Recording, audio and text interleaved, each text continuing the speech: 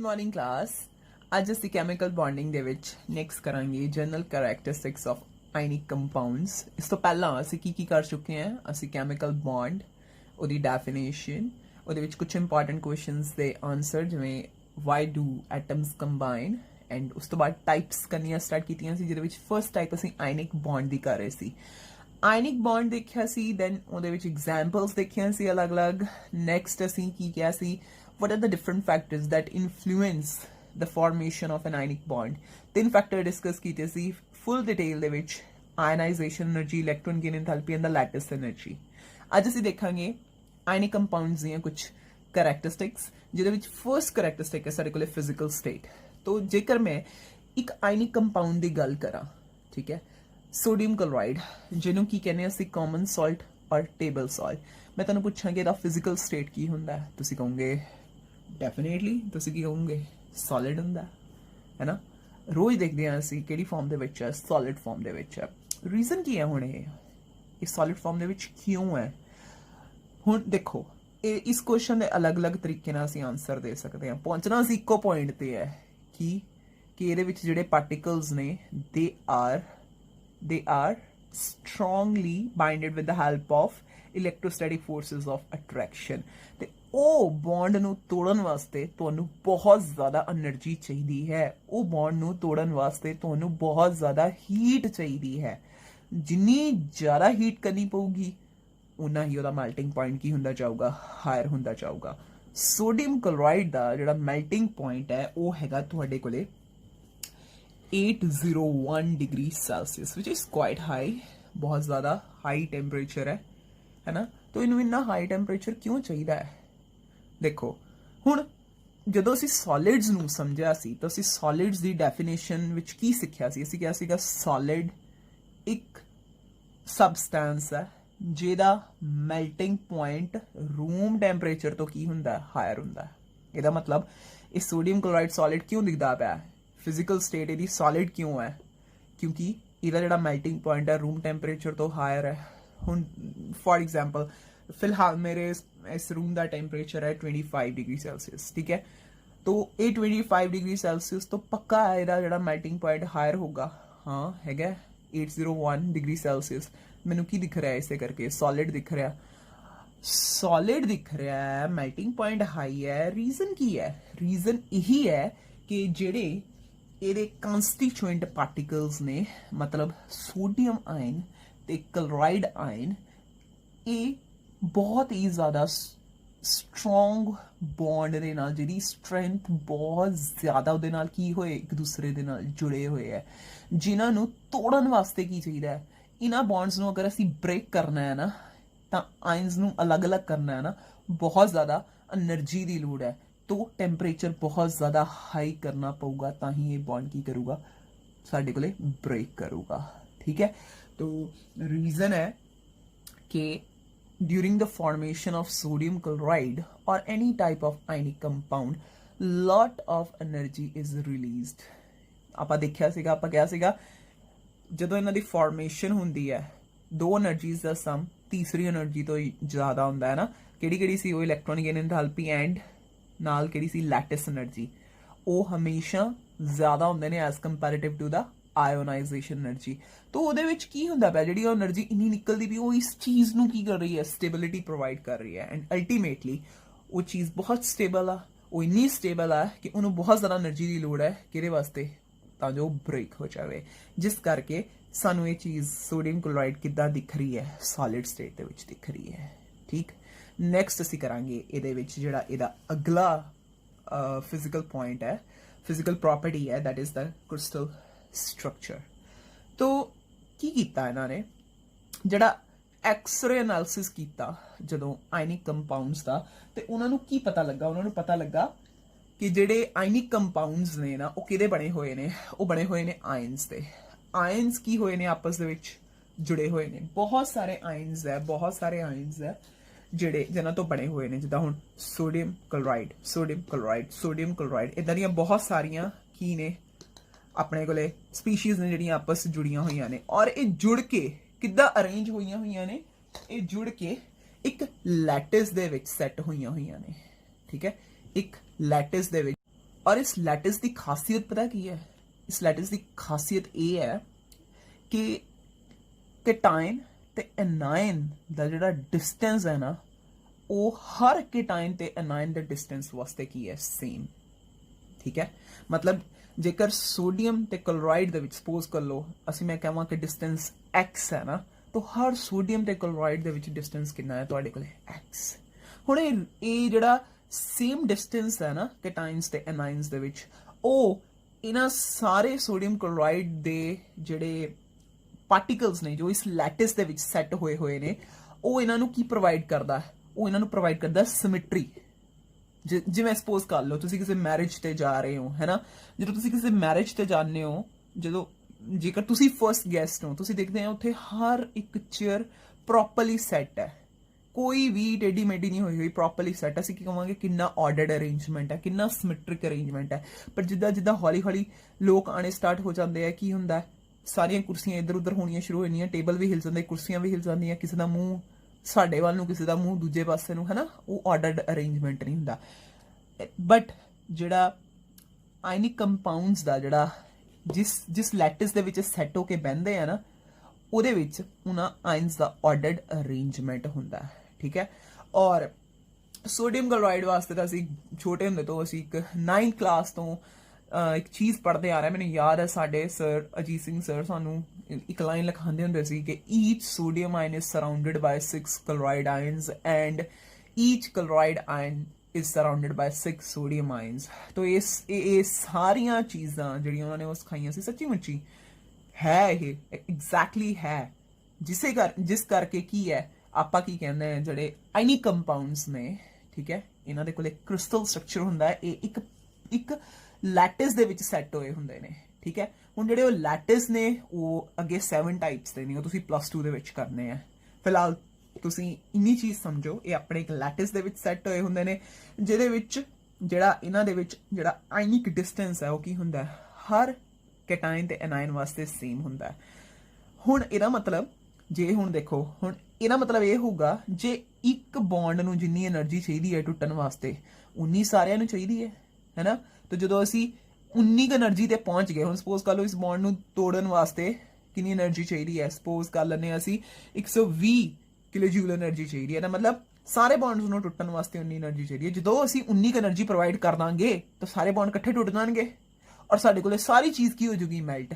ਤਾਂ ਅਸੀਂ ਅਗਲੀ ਫਿਜ਼ੀਕਲ ਪ੍ਰੋਪਰਟੀ ਤੇ ਪਹੁੰਚ ਜਾਵਾਂਗੇ, ਕਿਹੜੀ, ਮੈਲਟਿੰਗ ਪੁਆਇੰਟ ਤੇ। ਅਸੀਂ ਉਹਦੇ ਵਿੱਚ ਜਦੋਂ ਹੁਣ ਮੈਂ ਤੁਹਾਨੂੰ ਸਮਝਾਣਾ ਨਾ, ਮੈंने ਇੱਕ ਵਰਡ ਯੂਜ਼ ਕਰਨਾ ਕਿ ਜਿਹੜੇ ਆਇਨਿਕ ਕੰਪਾਊਂਡਸ ਨੇ they have sharp melting points. ਉਹਦਾ ਜਿਹੜਾ ਰੀਜ਼ਨ ਹੈ ਉਹ ਇਹਨਾਂ ਦੇ ਇਹ ਲੈਟਿਸ ਦੇ ਵਿੱਚ ਛੁਪਿਆ ਹੋਇਆ ਹੈ ਕਿ ਜਿਹੜੇ ਆਇਨਸ ਨੇ ਨਾ ਦੇ ਆਰ ਇਕੁਅਲੀ ਅਪਾਰਟ, ਜਿਸ ਕਰਕੇ ਸਾਰੇ ਬੌਂਡਸ ਨੂੰ ਜਦੋਂ ਬਰਾਬਰ ਦੀ એનર્ਜੀ ਮਿਲਦੀ ਹੈ ਤਾਂ ਉਹ ਇਕੱਠੇ ਹੀ ਕੀ ਕਰ ਜਾਂਦੇ ਨੇ, ਬ੍ਰੇਕ ਕਰ ਜਾਂਦੇ ਨੇ, ਔਰ ਸਾਨੂੰ ਜਿਹੜੀ ਸੋਲਿਡ ਚੀਜ਼ ਆ ਉਹ ਕਿੱਦਾਂ ਦਿਖਦੀ ਹੈ, ਮੈਲਟ ਹੋਈ ਦਿਖਦੀ ਹੈ। ਹੁਣ ਆਓ ਇਹਦੀ ਥਰਡ ਪ੍ਰੋਪਰਟੀ ਕਰਦੇ ਹਾਂ। तो थर्ड प्रॉपर्टी है साढ़े को लेना दे मेल्टिंग पॉइंट्स। जो आयनिक कंपाउंड्स ने दे possess high melting points which are sharp as well। high melting points क्यों ने? Because they have what? They have strong electrostatic forces of attraction। ਇਹਨਾਂ ਦੇ ਵਿੱਚ ਜਿਹੜੀ ਬੌਂਡਿੰਗ ਹੈ ਉਹ ਕੀ ਹੈ, ਬਹੁਤ ਜ਼ਿਆਦਾ ਸਟਰੋਂਗ ਹੈ। ਇਸ ਬੌਂਡਿੰਗ ਨੂੰ ਬ੍ਰੇਕ ਕਰਨ ਵਾਸਤੇ ਸਾਨੂੰ ਕੀ ਚਾਹੀਦੀ ਹੈ, ਬਹੁਤ ਜ਼ਿਆਦਾ એનર્ਜੀ ਚਾਹੀਦੀ ਹੈ। ਠੀਕ ਹੈ, ਅੱਛਾ ਜੀ, ਸੋ ਇਹ ਗੱਲ ਕਲੀਅਰ ਹੋ ਗਈ, ਇਹਨਾਂ ਦੇ ਕੋਲੇ ਕੀ ਹੈ, ਬਹੁਤ ਸਟਰੋਂਗ ਬੌਂਡ ਨੇ। ਹੁਣ ਉਹ ਗੱਲ ਆ ਗਈ ਜਿਹਦੇ ਵਿੱਚ ਆਪਾਂ ਕੀ ਸਮਝਣਾ, Y they have sharp melting point. ਮਤਲਬ ਜੇਕਰ ਅਸੀਂ ਕਹਿ ਰਹੇ ਹਾਂ ਕਿ ਸੋਡੀਅਮ ਕਲੋਰਾਈਡ ਦਾ ਜਿਹੜਾ ਮੈਲਟਿੰਗ ਪੁਆਇੰਟ ਹੈ 801 ਡਿਗਰੀ ਸੈਲਸੀਅਸ ਹੈ, ਤਾਂ ਇਹਦਾ ਮਤਲਬ ਸਾਰੇ ਦਾ ਸਾਰਾ ਸੋਡੀਅਮ ਕਲੋਰਾਈਡ, ਇਹ ਸਾਰੇ ਦਾ ਸਾਰਾ ਸੋਡੀਅਮ ਕਲੋਰਾਈਡ 801 ਡਿਗਰੀ ਸੈਲਸੀਅਸ ਤੇ ਪੂਰੇ ਦਾ ਪੂਰਾ ਮੈਲਟ ਕਰ ਜਾਊਗਾ। ਇਹ ਨਹੀਂ ਹੋਊਗਾ ਕਿ ਥੋੜਾ ਜਿਹਾ ਮੈਲਟ ਕਰਕੇ ਥੋੜਾ ਜਿਹਾ ਰਹਿ ਗਿਆ, ਸਾਰਾ ਦਾ ਸਾਰਾ ਮੈਲਟ ਕਰ ਜਾਊਗਾ। ਇਹਦਾ ਰੀਜ਼ਨ ਕੀ ਹੈ? ਇਹਦਾ ਰੀਜ਼ਨ ਇਹ ਹੈ ਕਿ ਇਹ ਆਪਦੇ ਲੈਟਿਸ ਦੇ ਵਿੱਚ, ਇਹਦੇ ਵਿੱਚ ਹਰ ਇੱਕ ਆਇਨਸ ਦੇ, ਹਰ ਪੇਅਰ ਦੇ ਵਿੱਚ ਜਿਹੜਾ ਆਇਨਿਕ ਡਿਸਟੈਂਸ ਆ ਉਹ ਕੀ ਹੈ, ਸੇਮ ਹੈ। ਆਰਡਰਡ ਸੇਮ ਕਿਉਂ ਹੈ? ਕਿਉਂਕਿ ਆਰਡਰਡ ਅਰੇਂਜਮੈਂਟ ਹੈ। ਸਾਰੇ ਪਾਰਟੀਕਲਸ ਇੱਕ ਦੂਸਰੇ ਤੋਂ ਕਿੱਦਾਂ ਸੈੱਟ ਹੋਏ ਨੇ, ਆਰਡਰਡ ਅਰੇਂਜਮੈਂਟ ਦੇ ਵਿੱਚ ਸੈੱਟ ਹੋਏ ਨੇ, ਸਿਮੈਟ੍ਰਿਕਲ ਅਰੇਂਜਮੈਂਟ ਹੈ। ਸੋ ਜਿੱਦਾਂ ਹੀ એનર્ਜੀ ਮਿਲੂਗੀ ਇੱਕ ਬੌਂਡ ਨੂੰ ਟੁੱਟਣ ਦੀ, ਸਾਰੇ ਬੌਂਡਸ ਨੂੰ ਉਨੀ એનર્ਜੀ ਚਾਹੀਦੀ ਔਰ ਸਾਰੇ ਬੌਂਡ ਕੀ ਕਰਨਗੇ, ਇਕੱਠੇ ਹੀ ਟੁੱਟ ਜਾਣਗੇ ਔਰ ਸਾਨੂੰ ਚੀਜ਼ ਕੀ ਜਿਹੜੀ ਸਾਡੇ ਕੋਲੇ ਪ੍ਰੋਪਰਟੀ ਹੈ that is the solubility ਸੋਲਿਬਿਲਿਟੀ ਜਦੋਂ ਅਸੀਂ ਆਇਨਿਕ ਕੰਪਾਊਂਡਸ ਵਾਸਤੇ ਡਿਸਕਸ ਕਰਦੇ ਹਾਂ ਨਾ ਅਸੀਂ ਇੱਕ ਰੂਲ ਜ਼ਰੂਰ ਦਿਮਾਗ 'ਚ ਰੱਖਣਾ that like dissolves like dissolves like ਦਾ ਮਤਲਬ ਕੀ ਹੈ ਇਹਦਾ ਮਤਲਬ ਹੈ ਜਿਹੜੇ ਪੋਲਰ ਕੰਪਾਊਂਡਸ ਨੇ they will be soluble in ਉਹ ਕਿਹਦੇ ਵਿੱਚ soluble ਹੋਣਗੇ ਉਹ soluble ਹੋਣਗੇ ਸਾਡੇ ਕੋਲੇ ਪੋਲਰ ਸੋਲਵੈਂਟਸ ਦੇ ਵਿੱਚ ਠੀਕ ਹੈ ਹੁਣ ਜੇਕਰ ਮੈਂ ਤੁਹਾਨੂੰ ਪੋਲਰ ਸੋਲਵੈਂਟ ਦੀ ਗੱਲ ਕਰਾਂ ਐਗਜ਼ਾਮਪਲ ਪੁੱਛਾਂ ਤਾਂ ਤੁਸੀਂ ਮੈਨੂੰ ਫਟਾਫਟ ਐਗਜ਼ਾਮਪਲ ਦੇ ਦੋਗੇ ਵਾਟਰ ਦੀ ਹੈ ਨਾ ਔਰ ਤੁਹਾਨੂੰ ਪਤਾ ਵੀ ਹੈ ਵਾਟਰ ਕਿਉਂ ਹੈ ਪੋਲਰ ਤੁਸੀਂ ਕਹੋਗੇ ਆ ਵਾਟਰ ਦੇ ਵਿੱਚ ਜਿਹੜੀ ਬੌਂਡਿੰਗ ਹੈ ਉਹ ਹੈ no doubt it's a covalent bond ठीक है इन्होंने विच जिहड़े आ covalent bond बने हुए हैं but oxygen being more electronegative will withdraw this pair of electrons towards itself. As a result there will be partial positive charge on these two hydrogens and partial negative charge on this oxygen, right?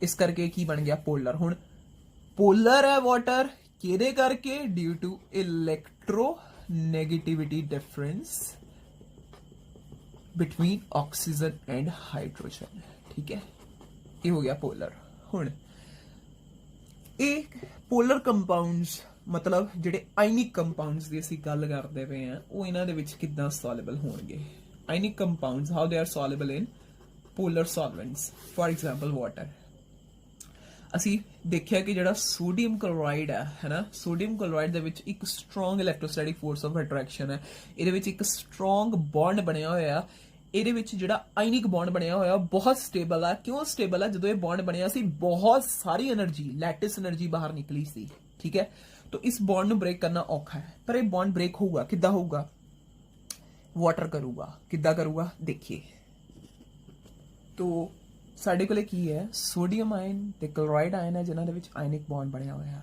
ਪਰ ਜਿੱਦਾਂ ਹੀ water molecule ਇਹਨਾਂ ਦੇ ਕੋਲੇ ਆਂਦਾ ਹੈ ਠੀਕ ਹੈ ਨਵੀਆਂ ਇੰਟਰੈਕਸ਼ਨ ਸਟਾਰਟ ਹੋ ਜਾਂਦੀਆਂ ਨੇ ਕਿਹੜੀਆਂ ਨਵੀਆਂ ਇੰਟਰੈਕਸ਼ਨ ਸਟਾਰਟ ਹੋ ਜਾਂਦੀਆਂ ਨੇ ਇਹ ਦੋਨੋਂ ਕੌਣ ਹੈ ਤੁਸੀਂ ਕਹੋਗੇ ਦੋਨੋਂ ਆਇਨਸ ਹੈ ਠੀਕ ਹੈ मैं कहांगी ये कौन है तुसी कहोगे ये एक डायपोल है ना तो किधर ये इंटरेक्शन स्टार्ट हो जाएंगी आयन डायपोल इंटरेक्शंस इन्हां आयंस डायपोल इंटरेक्शंस करके सोडियम दे आले दुआले वाटर मॉलिक्यूल सेट होगा क्लोराइड दे आले दुआले वाटर मॉलिक्यूल सेट होगा सोडियम दे या क्लोराइड दे आले दुआले वाटर मॉलिक्यूल्स किद्दां सेट होणगे हुण सोडियम वाटर ਦੇ ਵਿੱਚੋਂ ਕਿਹਨੂੰ ਆਪਣੇ ਵੱਲ ਅਟਰੈਕਟ ਕਰੂਗਾ ਸੋਡੀਅਮ ਤੇ ਪੋਜ਼ਿਟਿਵ ਚਾਰਜ ਹੈ ਆਬਵੀਅਸਲੀ ਆਪੋਜ਼ਿਟ ਚਾਰਜ ਆਕਸੀਜਨ ਨੂੰ ਆਪਣੇ ਆਲੇ ਦੁਆਲੇ ਅਟਰੈਕਟ ਕਰੂਗਾ ਔਰ ਕਲੋਰਾਈਡ ਕਿਹਨੂੰ ਕਰੂਗਾ ਕਲੋਰਾਈਡ ਹਾਈਡਰੋਜਨ ਪਾਰਟਸ ਨੂੰ ਕਰੂਗਾ ਹੈ ਨਾ ਤਾਂ ਇਹਦਾ ਮਤਲਬ ਵਾਟਰ ਦੀ ਜਿਹੜੀ ਪੋਜੀਸ਼ਨ ਹੋਗੀ ਜਿਹੜੀ ਇਹਨਾਂ ਦੀ ਓਰੀਐਂਟੇਸ਼ਨ ਹੋਗੀ ਇਹ ਦੋਨਾਂ ਦੇ ਵਿੱਚ ਕੀ ਹੋਗੀ ਡਿਫਰੈਂਟ ਹੁਣ ਜਿੱਦਾਂ ਸੋਡੀਅਮ ਤੇ ਕਲੋਰਾਈਡ ਦਾ ਵਾਟਰ ਦੇ ਨਾਲ ਆਪਣਾ ਆਪਣਾ ਬੌਂਡ ਬਣਨਾ ਸਟਾਰਟ ਹੋਊਗਾ ਸੋਡੀਅਮ ਤੇ ਕਲੋਰਾਈਡ ਦਾ ਆਪਸ ਦੇ ਵਿੱਚ ਬੌਂਡ ਹੌਲੀ ਹੌਲੀ ਬ੍ਰੇਕ ਕਰਨਾ ਸ਼ੁਰੂ ਕਰ ਜੂਗਾ ਦੇਖੋ ਕਿੱਦਾਂ ਹੁਣ ਕੀ ਕੀਤਾ ਜਿੰਨੇ ਵੀ ਵਾਟਰ ਮੋਲੀਕਿਊਲ ਸੀ ਠੀਕ ਹੈ ਉਹ ਕੀ ਕਰ ਰਹੇ ਨੇ ਸੋਡੀਅਮ ਦੇ ਆਲੇ ਦੁਆਲੇ ਵੀ ਸੈੱਟ ਹੋ ਰਹੇ ਨੇ ਕਲੋਰਾਈਡ ਦੇ ਆਲੇ ਦੁਆਲੇ ਵੀ ਸੈੱਟ ਹੋ ਰਹੇ ਨੇ ਕਲੋਰਾਈਡ ਵਾਲੇ ਪਾਸੇ ਕਿਹੜਾ ਪਾਰਟ ਆ ਗਿਆ ਹਾਈਡਰੋਜਨ ਦਾ ਪਾਰਟ ਆ ਗਿਆ ਔਰ ਨਾਲ ਦੀ ਨਾਲ ਇਹਨਾਂ ਦੇ ਚਾਰਜ ਵੀ ਅਸੀਂ ਮੈਂਸ਼ਨ ਕਰ ਦਿੰਦੇ ਆ ਪਾਰਸ਼ੀਅਲ ਪੋਜ਼ਿਟਿਵ ਠੀਕ ਹੈ ਸਾਰਿਆਂ ਤੇ ਇਸ ਤਰੀਕੇ ਨਾਲ ਔਰ ਆਕਸੀਜਨ ਤੇ ਪਾਰਸ਼ੀਅਲ ਨੈਗੇਟਿਵ ਠੀਕ ਹੈ ਤਾਂ ਅਲਟੀਮੇਟਲੀ ਕੀ ਹੋ ਰਿਹਾ ਹੈ ਸੋਡੀਅਮ ਦੇ ਅਰਾਊਂਡ ਇੱਕ हाइड्रेशन सफियर बन रहा है और क्लोराइड दे अराउंड भी एक हाइड्रेशन सफियर बन रहा है और ये हाइड्रेशन सफियर किद्दां बन रहा है किद्दां अराइज हो रहा है ड्यू टू केड़ियां इंटरैक्शंस आयन डायपोल इंटरैक्शंस करके ठीक है तो हुण मैं जे तुहानूं पुछां कोई बॉन्ड बन रहा है तो तुसीं कहोगे हाँ जी इत्थे की हो रहा है there is the bond formation और जदों भी बॉन्ड फॉर्मेशन हुंदी है तां की हुंदा है तुहाडे कोले bond formation implies there is release of energy ठीक है इत्थे एनर्जी निकलूगी और ਜਿਹੜੀ એનર્ਜੀ ਨਿਕਲੂਗੀ ਕਿਹਦੇ ਕਰਕੇ ਨਿਕਲ ਰਹੀ ਹੈ ਜਿਹੜੇ ਵਾਟਰ ਮੋਲੀਕਿਊਲਸ ਨੇ ਉਹ ਆਇਨਸ ਦੇ ਆਲੇ ਦੁਆਲੇ ਆਪਣਾ ਕੀ ਬਣਾ ਰਹੇ ਨੇ ਇੱਕ ਸਫੀਅਰ ਬਣਾ ਰਹੇ ਨੇ ਠੀਕ ਹੈ ਹਾਈਡਰੇਸ਼ਨ ਸਫੀਅਰ ਬਣਾ ਰਹੇ ਨੇ ਐਂਡ ਐਜ਼ ਅ ਰਿਜ਼ਲਟ ਜਿਹੜੀ એનર્ਜੀ ਨਿਕਲੂਗੀ ਉਹ ਕਿਹੜੀ એનર્ਜੀ ਹੋਊਗੀ ਉਹ ਹੋਊਗੀ ਤੁਹਾਡੇ ਕੋਲੇ ਹਾਈਡਰੇਸ਼ਨ એનર્ਜੀ ਠੀਕ ਹੈ ਅੱਛਾ ਹੁਣ ਹੌਲੀ ਹੌਲੀ ਕੀ ਹੋਊਗਾ ਹੌਲੀ ਹੌਲੀ ਪਹਿਲਾ ਬੌਂਡ ਕਿੰਨਾ ਸਟਰੋਂਗ ਸੀ ਹੌਲੀ ਹੌਲੀ ਬੌਂਡ ਬ੍ਰੇਕ ਹੋਣਾ ਸਟਾਰਟ ਹੋ ਗਿਆ ਐਂਡ ਅਲਟੀਮੇਟਲੀ ਇੱਕ ਸਟੇਜ ਕੀ ਆਊਗੀ, ਇੱਕ ਸਟੇਜ ਇਹ ਆਊਗੀ ਇਹਦੇ ਅਰਾਊਂਡ ਬਹੁਤ ਸਾਰੇ ਵਾਟਰ ਮੋਲੀਕਿਊਲਸ ਆਪਣਾ ਹਾਈਡਰੇਸ਼ਨ ਸਫੀਅਰ ਬਣਾ ਕੇ ਬੈਠੇ ਹੋਣਗੇ, ਠੀਕ ਹੈ। ਔਰ ਦੂਜੇ ਪਾਸੇ ਕਲੋਰਾਈਡ ਦੇ ਅਰਾਊਂਡ ਵੀ ਬਹੁਤ ਸਾਰੇ ਵਾਟਰ ਮੋਲੀਕਿਊਲਸ ਆਪਣਾ ਹਾਈਡਰੇਸ਼ਨ ਸਫੀਅਰ ਬਣਾ ਕੇ ਬੈਠੇ ਹੋਣਗੇ, ਜਿਸ ਕਰਕੇ ਕੀ ਹੋਊਗਾ, ਇਹਨਾਂ ਦੇ ਸੋਡੀਅਮ ਤੇ ਕਲੋਰਾਈਡ ਦਾ ਬੌਂਡ ਬ੍ਰੇਕ ਕਰ ਜੂਗਾ। ਤੁਸੀਂ ਕਹੋਗੇ ਤੁਸੀਂ ਤਾਂ ਸਟਾਰਟਿੰਗ ਜਗ੍ਹਾ ਸੀ ਇਹਨੂੰ ਤਾਂ ਬ੍ਰੇਕ ਕਰਨ ਵਾਸਤੇ એનર્ਜੀ ਬਹੁਤ ਜ਼ਿਆਦਾ ਚਾਹੀਦੀ ਹੈ। ਉਹ એનર્ਜੀ ਕਿੱਥੋਂ ਆਈ? ਆ ਦੇਖੋ, ਜਦੋਂ ਆਇਨ ਡਾਇਪੋਲ ਇੰਟਰੈਕਸ਼ਨਸ ਹੋਈ, ਬੌਂਡ ਕਿਹਨਾਂ ਵਿੱਚ ਬਣਦੇ ਪਏ? ਆਇਨਸ ਤੇ ਡਾਇਪੋਲਸ ਵਿੱਚ ਬੌਂਡ ਬਣਦੇ ਪਏ। ਔਰ ਕਿਉਂ ਬਣਦੇ ਪਏ? ਕਿਉਂਕਿ ਆਇਨਸ ਕੀ ਕਰ ਰਹੇ ਨੇ? ਡਾਇਪੋਲ ਨੂੰ ਖਿੱਚ ਰਹੇ ਨੇ, ਔਰ ਹੌਲੀ ਇਹਨਾਂ ਦਾ ਕੋਆਰਡੀਨੇਟ ਜਿਹੜਾ ਇਹ ਹਾਈਡਰੇਸ਼ਨ ਸਫੀਅਰ ਹੈ ਬਹੁਤ ਜ਼ਿਆਦਾ ਵੱਡਾ ਹੁੰਦਾ ਜਾਂਦਾ ਪਿਆ, ਔਰ ਅਲਟੀਮੇਟਲੀ ਬਹੁਤ ਸਾਰੇ ਬੌਂਡ ਬਣਦੇ ਪਏ। ਬਹੁਤ ਸਾਰੇ ਬੌਂਡਸ ਬਣਨ ਨਾਲ ਬਹੁਤ ਸਾਰੀ ਹਾਈਡਰੇਸ਼ਨ એનર્ਜੀ ਰਿਲੀਜ਼ ਹੋ ਰਹੀ ਹੈ, ਤੇ ਉਹ એનર્ਜੀ ਨਾਲ ਦੀ ਨਾਲ ਕਿੱਥੇ ਯੂਜ਼ ਹੋਈ ਜਾ ਰਹੀ ਹੈ? ਉਹ એનર્ਜੀ ਯੂਜ਼ ਹੋਈ ਜਾ ਰਹੀ ਹੈ ਇਹ ਜਿਹੜਾ ਸਟਰੋਂਗ ਬੌਂਡ ਸੀ ਇਹਨੂੰ ਬ੍ਰੇਕ ਕਰਨ ਦੇ ਵਿੱਚ। ਔਰ ਅਲਟੀਮੇਟਲੀ ਸਾਡੇ ਕੋਲੇ ਸੋਡੀਅਮ ਆਇਨ ਤੇ ਕਲੋਰਾਈਡ ਆਇਨ ਅਲੱਗ-ਅਲੱਗ ਹੋ ਜਾਂਦੇ ਨੇ। ਔਰ ਅਸੀਂ ਕੀ ਲਿਖ ਦਿੰਦੇ ਹਾਂ? ਅਸੀਂ ਕਹਿੰਦੇ ਆ ਆਲੋ sodium chloride in aqueous solution, ਅਸੀਂ ਲਿਖਦੇ ਆ ਨਾ sodium ion aqueous and chloride ion aqueous। ਇਹਦਾ ਮਤਲਬ sodium ions, ਠੀਕ ਹੈ, sodium ion is surrounded by lot of water molecules। sodium ion ਦਾ ਆਪਣਾ ਹਾਈਡਰੇਸ਼ਨ ਸਫੀਅਰ ਹੈ। chloride ion aqueous, chloride ion surrounded by its hydration sphere, ਇਹਦਾ ਆਪਣਾ hydration sphere ਹੈ। ਇਸ ਹਾਈਡਰੇਸ਼ਨ ਸਫੀਅਰ ਦੇ ਨਾਲ ਬਹੁਤ ਸਾਰੀ ਹਾਈਡਰੇਸ਼ਨ એનર્ਜੀ ਨਿਕਲਦੀ ਹੈ, ਜਿਹੜੀ એનર્ਜੀ ਯੂਜ਼ ਹੋ ਜਾਂਦੀ ਹੈ ਇਸ ਬੌਂਡ ਨੂੰ ਬ੍ਰੇਕ ਕਰਨ ਦੇ ਵਿੱਚ। ਤਾਂ ਅਸੀਂ ਕੀ ਕਹਿੰਦੇ ਆ ਕਿ ਸਹੀ ਹੈ ਕਿ ਸੋਲਿਬਿਲਿਟੀ ਆਇਨਿਕ ਕੰਪਾਊਂਡਸ ਦੇ ਵਿੱਚ ਲਾਈਕ ਡਿਸੋਲਵਸ ਲਾਈਕ, ਇਹ ਰੂਲ ਨੂੰ ਫੋਲੋ ਕਰਦੇ ਆ। ਆਇਨਿਕ ਕੰਪਾਊਂਡਸ ਪੋਲਰ ਹੁੰਦੇ ਨੇ, ਇਸ ਕਰਕੇ ਸੋਲਿਬਲ ਹੁੰਦੇ ਨੇ ਕਿਹਦੇ ਵਿੱਚ? ਪੋਲਰ ਸੋਲਵੈਂਟਸ ਦੇ ਵਿੱਚ, ਠੀਕ ਹੈ। ਪੋਲਰ ਸੋਲਵੈਂਟਸ ਦੇ ਫॉर एग्जांपल वाटर पोलर क्यों है? Because of electronegativity difference between oxygen and hydrogen. As a result sodium ते क्लोराइड आयंस की करते हैं एक्वस मीडियम ਦੇ ਵਿੱਚ ਪੋਲਰ ਜਿਹੜਾ ਇਹ ਡਾਇਪੋਲ ਹੈ ਵਾਟਰ, ਉਹਦੇ ਨਾਲ ਅਟਰੈਕਸ਼ਨਸ ਹੁੰਦੀਆਂ ਨੇ। ਕਿਹੜੀਆਂ attractions? Ion dipole interaction. Ion dipole interactions means ਉੱਥੇ ਕੋਈ ਬੌਂਡ ਬਣਦਾ, ਬੌਂਡ ਬਣਨ ਦੇ ਨਾਲ ਸਾਨੂੰ ਪਤਾ એનર્ਜੀ ਰਿਲੀਜ਼ ਹੁੰਦੀ ਹੈ। ਉਹ એનર્ਜੀ ਰਿਲੀਜ਼ ਹੁੰਦੀ ਹੈ in the form of hydration energy. ਕਿਉਂ ਨੂੰ ਹਾਈਡਰੇਸ਼ਨ એનર્ਜੀ ਕਹਿੰਦੇ ਆ? ਕਿਉਂਕਿ ਆਇਨਸ ਦੇ ਆਲੇ ਦੁਆਲੇ ਹਾਈਡਰੇਸ਼ਨ ਸਫੀਅਰ ਬਣ ਜਾਂਦਾ ਹੈ। ਉਹ ਹਾਈਡਰੇਸ਼ਨ એનર્ਜੀ ਯੂਟਿਲਾਈਜ਼ ਕਰ ਲੈਂਦੇ ਆ ਅਸੀਂ ਕਿਹਦੇ ਵਿੱਚ? ਆਇਨਿਕ ਬੌਂਡ ਨੂੰ ਬ੍ਰੇਕ ਕਰਨ ਦੇ ਵਿੱਚ, ਠੀਕ ਹੈ। ਇਸ ਤੋਂ ਇਲਾਵਾ ਸੋਲਿਬਿਲਿਟੀ ਨੂੰ ਜਾਂ ਅਸੀਂ ਕਹਿ ਸਕਦੇ ਹਾਂ ਕਿ sodium chloride is soluble in water. ਇੱਕ ਹੋਰ ਫੈਕਟਰ ਹੈਗਾ, that is the dielectric constant. ਉਹ ਮੈਂ ਨੈਕਸਟ ਲੈਕਚਰ 'ਚ ਦੱਸਾਂਗੀ, ਠੀਕ ਹੈ ਜੀ। ਡਾਈਇਲੈਕਟ੍ਰਿਕ ਕਾਂਸਟੈਂਟ ਜੋ ਵਾਟਰ ਦਾ ਬਹੁਤ ਹਾਈ ਹੈ, ਠੀਕ, ਕਿੰਨਾ ਹੈ? 81 ਹੈ। ਹੁਣ ਉਹ ਕਿੱਦਾਂ ਉਹਨੂੰ ਅਸੀਂ ਰਿਲੇਟ ਕਰੀਏ ਆਇਨਸ ਦੇ ਨਾਲ, ਠੀਕ ਹੈ, ਕਿ ਆਇਨ ਸੈਪਰੇਟ ਹੋ ਜਾਣਗੇ। ਨੈਕਸਟ ਲੈਕਚਰ ਦੇ ਵਿੱਚ ਉਹਨੂੰ ਦੱਸਾਂਗੀ। ਇਸ ਤੋਂ ਬਾਅਦ ਆਪਾਂ ਇਹਦੀ ਅਗਲੀ ਪ੍ਰੋਪਰਟੀ ਕਰਦੇ ਹਾਂ, ਫਿਫਥ ਪ੍ਰੋਪਰਟੀ ਦੇ ਵਿੱਚ ਮੇਰੇ ਕੋਲ ਇਲੈਕਟ੍ਰੀਕਲ ਕੰਡਕਟਿਵਿਟੀ। ਜੋ ਆਇਨਿਕ ਕੰਪਾਊਂਡਸ ਨੇ they are good conductor of electricity. ਹੁਣ question arises when in solid state or molten state and in solution form। solid state ਚ ਤਾਂ they can't be good conductors। ਕਿਹਦੇ ਵਿੱਚ? molten state ਤੇ solution form ਦੇ ਵਿੱਚ। solid state ਚ ਤਾਂ ਤੁਸੀਂ ਕਹੋਗੇ ਕਿ particles ਕੀ ਹੁੰਦੇ ਨੇ? they are tightly bound to each other, ਹੈ ਨਾ। ਉਹ ਤਾਂ free ਨੇ, ਤਾਂ ਆਪਣੀ ਪੋਜੀਸ਼ਨ ਤੇ ਮਸੀ ਵਾਈਬ੍ਰੇਟ ਕਰਦੇ ਆ। ਤੇ ਜੇਕਰ ਕੰਡਕਟਰਸ ਬਣਨਾ ਹੈ, ਉਹਨਾਂ ਨੂੰ ਫ੍ਰੀ ਹੋਣਾ ਚਾਹੀਦਾ, ਕਿਉਂਕਿ ਉਹਨਾਂ ਨੇ ਚਾਰਜ ਕੈਰੀ ਕਰਨਾ ਹੈ ਨਾ, ਆਪਣੇ ਨਾਲ ਚਾਰਜ ਕੈਰੀ ਕਰਨਾ ਹੈ। ਪਰ ਜਦੋਂ ਅਸੀਂ ਗੱਲ ਕਰਦੇ ਹਾਂ ਕਿਹਦੀ? ਮੋਲਟਨ ਸਟੇਟ ਦੇ ਵਿੱਚ ਜਾਂ ਸੋਲੂਸ਼ਨ ਫਾਰਮ ਦੇ ਵਿੱਚ, ਉਸ ਟਾਈਮ ਕੀ ਹੁੰਦੇ ਨੇ? Ionic compounds R good conductor of electricity. ਕਿਉਂ? ਕਿਉਂਕਿ ਉਹਨਾਂ ਦੇ ਆਇਨਸ ਕੀ ਹੁੰਦੇ ਨੇ? ਉਹਨਾਂ ਦੇ ਆਇਨਸ ਫ੍ਰੀ ਹੁੰਦੇ ਨੇ। ਮੋਲਟਨ ਸਟੇਟ ਦੇ ਵਿੱਚ ਵੀ ਫ੍ਰੀ ਹੋਣਗੇ, ਸੋਲੂਸ਼ਨ ਫਾਰਮ ਦੇ ਵਿੱਚ ਤਾਂ ਤੁਸੀਂ ਹੁਣੇ ਦੇਖਿਆ ਆਇਨਸ ਅਲੱਗ ਹੋ ਜਾਂਦੇ ਨੇ, ਫ੍ਰੀ ਹੋਣਗੇ, ਠੀਕ ਹੈ। ਤਾਂ ਕਿੱਦਾਂ ਤੇ ਕਿਉਂ ਆਇਨਿਕ ਕੰਪਾਊਂਡਸ ਇੱਕ ਗੁੱਡ ਕੰਡਕਟਰਸ ਬਣ ਜਾਂਦੇ ਨੇ when they are present in molten form and solution form? Let's check. ਦੇਖੋ ਕੀ ਕਰਦੇ ਪਏ ਅਸੀਂ। ਆਪਾਂ ਇੱਕ ਸੈਟਅਪ ਲਾ ਲਿਆ, ਠੀਕ ਹੈ, ਜਿਹਦੇ ਵਿੱਚ ਅਸੀਂ ਕੀ ਲਿਆ ਹੋਇਆ? 2 ਇਲੈਕਟ੍ਰੋਡਸ ਲਾਏ ਹੋਏ ਆ। ਉਹਦੇ ਵਿੱਚ ਕੀ ਪਾਇਆ ਹੋਇਆ? ਮੋਲਟਨ ਸੋਡੀਅਮ ਕਲੋਰਾਈਡ ਪਾਇਆ ਹੋਇਆ, ਠੀਕ ਹੈ। ਔਰ ਜਿਹੜਾ ਸੈਟਅਪ ਹੈ ਇੱਕ ਇਲੈਕਟ੍ਰੋਲਾਈਟਿਕ ਸੈੱਲ ਹੈ, ਜਿਹਦੇ ਵਿੱਚ ਅਸੀਂ ਕੀ ਡਿਪ ਕੀਤਾ ਹੋਇਆ? 2 ਇਲੈਕਟ੍ਰੋਡਸ ਨੇ ਸਾਡੇ ਕੋਲੇ ਤੇ ਬੈਟਰੀ ਕਨੈਕਟ ਕੀਤੀ ਹੋਈ ਆ, ਠੀਕ ਹੈ। ਹੁਣ ਤੁਹਾਨੂੰ ਪਤਾ ਹੈ ਜਿਹੜਾ ਬੈਟਰੀ ਦਾ ਪੋਜ਼ਿਟਿਵ ਟਰਮੀਨਲ ਹੈ, ਪੋਜ਼ਿਟਿਵ ਟਰਮੀਨਲ ਦਾ ਕੰਮ ਕੀ ਹੁੰਦਾ? ਪੋਜ਼ਿਟਿਵ ਟਰਮੀਨਲ ਦੇ ਵਿੱਚ ਇਲੈਕਟ੍ਰੋਨ ਘੱਟ ਹੁੰਦੇ ਨੇ, ਇਹਦਾ ਕੰਮ ਹੁੰਦਾ ਪੁੱਲ ਕਰਨਾ ਇਲੈਕਟ੍ਰੋਨ ਨੂੰ। ਤਾਂ ਇਹ ਕੀ ਕਰੂਗਾ? It will pull electrons from the electrode, right. And ਦੂਸਰੇ ਪਾਸੇ ਤੁਹਾਡੇ ਕੋਲੇ ਦੂਸਰਾ ਬੈਟਰੀ ਦਾ ਟਰਮੀਨਲ ਹੈ, ਉਹਦੇ ਵਿੱਚ ਕਿਹੜਾ ਨੈਗੇਟਿਵ ਟਰਮੀਨਲ ਹੈ। ਨੈਗੇਟਿਵ ਟਰਮੀਨਲ ਦਾ ਰਿਚ ਇਨ ਇਲੈਕਟ੍ਰॉन्स ਹੁੰਦਾ, ਤਾਂ ਇਹ ਕੀ ਕਰੂਗਾ, ਇਹ ਕਰੂਗਾ ਪੁਸ਼। ਇਹਦਾ ਕੰਮ ਕੀ ਕਰਨਾ ਹੋਗਾ, ਪੁਸ਼। ਮਤਲਬ ਇਧਰੋਂ ਇਲੈਕਟ੍ਰॉन्स, ਇੱਥੇ ਇਲੈਕਟ੍ਰॉन्स ਨੇ, ਇਹ ਪੁਸ਼ ਕਰੂਗਾ ਇਲੈਕਟ੍ਰੋਡਸ ਵਾਲੇ ਪਾਸੇ, ਔਰ ਪੋਜ਼ਿਟਿਵ ਟਰਮੀਨਲ ਕੀ ਕਰੂਗਾ, ਇਲੈਕਟ੍ਰॉन्स ਨੂੰ ਪੁੱਲ ਕਰੂਗਾ। ਠੀਕ ਹੈ, ਕਿੱਥੋਂ ਦੀ, ਇਲੈਕਟ੍ਰੋਡਸ ਤੋਂ। ਹੁਣ ਗੱਲ ਆਉਂਦੀ ਵੀ ਇਲੈਕਟ੍ਰੋਡਸ ਦੇ ਕੋਲੋਂ ਇਲੈਕਟ੍ਰॉन ਕਿੱਥੇ ਆਏ। ਦੇਖੀਏ ਹੁੰਦਾ ਕੀ ਰਿਹਾ, ਇਹ ਸੈਟਅਪ ਕੰਮ ਕਰਦਾ ਹੈ। ਠੀਕ ਹੈ, ਕਿੱਦਾਂ ਕੰਮ ਕਰਦਾ ਹੈ, ਅਸੀਂ ਲਿਆ ਮੋਲਟਨ ਸੋਡੀਅਮ ਕਲੋਰਾਈਡ। ਠੀਕ ਹੈ, ਮੋਲਟਨ ਸੋਡੀਅਮ ਕਲੋਰਾਈਡ ਦੇ ਵਿੱਚ ਅਸੀਂ ਕਿਹਾ ਕਿ ਸੋਡੀਅਮ ਤੇ ਕਲੋਰਾਈਡ ਆਇਨ ਅਲੱਗ-ਅਲੱਗ ਪਏ ਨੇ। ਹੁਣ ਬੈਟਰੀ ਦਾ ਜਿਹੜਾ ਪੋਜ਼ਿਟਿਵ ਟਰਮੀਨਲ ਆ, ਉਹਨੂੰ ਕੀ ਚਾਹੀਦੇ ਨੇ, ਇਲੈਕਟ੍ਰॉन्स। ਉਹਨੂੰ ਇਲੈਕਟ੍ਰॉन्स ਚਾਹੀਦੇ ਨੇ। ਉਹ ਇਲੈਕਟ੍ਰॉन्स ਕਿੱਥੋਂ ਮਿਲਣਗੇ, ਆ ਜਿਹੜਾ ਮੋਲਟਨ ਸੋਡੀਅਮ ਕਲੋਰਾਈਡ ਆ ਉਹਦੇ ਵਿੱਚੋਂ ਕਲੋਰਾਈਡਸ ਦੇ ਕੋਲੋਂ ਮਿਲਣਗੇ। ਕਲੋਰਾਈਡ ਦਾ ਜਿਹੜਾ Cl ਨੈਗੇਟਿਵ ਹੈ, ਇਹ ਕੀ ਕਰੂਗਾ, ਆਪਣਾ ਇਲੈਕਟ੍ਰॉन ਇਹਨੂੰ ਦੇ ਦੂਗਾ। ਠੀਕ ਹੈ, ਆਪਣਾ ਜਿੱਦਾਂ ਹੀ ਇਲੈਕਟ੍ਰॉन ਇਹਨੇ ਦਿੱਤਾ ਇਹਨੂੰ, ਤੇ ਕਲੋਰਾਈਡ ਦਾ ਜਿਹੜਾ ਨੈਗੇਟਿਵ ਚਾਰਜ ਉਹ ਖਤਮ ਹੋ ਗਿਆ, ਤੇ ਕਲੋਰਾਈਡ ਕੱਲਾ ਕੀ ਬਣ ਗਿਆ, Cl। ਠੀਕ ਹੈ, ਨਾਲ ਵਾਲੇ ਕਲੋਰਾਈਡ ਦਾ ਵੀ ਇਲੈਕਟ੍ਰॉन ਖੋਲੂਗਾ ਇਹ ਇਲੈਕਟ੍ਰੋਡ, ਕਿਉਂਕਿ ਉਹਦਾ ਕੰਮ ਕੀ ਹੈ, ਪੁੱਲ ਕਰਨਾ ਇਲੈਕਟ੍ਰॉन्स ਨੂੰ, ਔਰ ਇਹਦਾ ਵੀ ਨੈਗੇਟਿਵ ਚਾਰਜ ਖਤਮ ਹੋ ਗਿਆ। ਹੁਣ ਦੇਖੋ, ਤੁਹਾਨੂੰ ਪਤਾ ਹੈ ਕਿ ਕਲੋਰੀਨ ਜਿਹੜਾ ਹੈ ਉਹਦੇ ਕੋਲੇ 7 ਵੈਲੈਂਸ ਇਲੈਕਟ੍ਰॉन्स ਹੈਗੇ ਆ। तो दोनों क्लोरीन्स की कर दे, उन्होंने अपना इलेक्ट्रॉन देता, उन्होंने आपस दे विच की कर ली, बॉन्डिंग कर ली। ठीक है, और क्लोरीन गैस कितने निकल गई तुहाडे कोले, एक इलेक्ट्रोड ते निकल गई।